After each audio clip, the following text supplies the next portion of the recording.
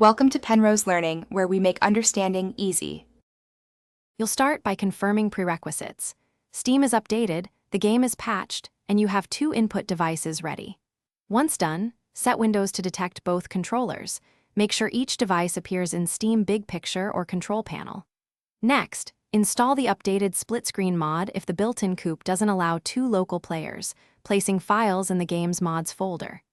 This gets you into the actual split setup quickly and avoids peripheral detection errors.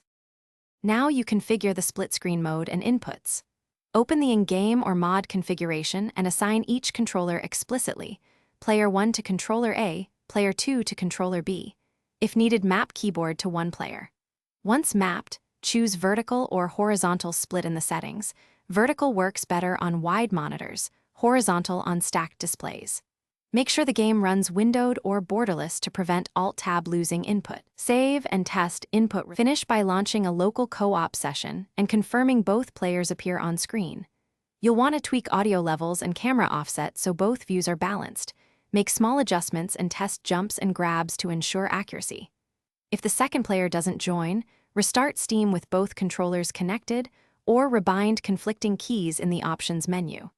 If the mod causes crashes, disable it and verify game files. Once stable, save your configuration and enjoy split-screen play.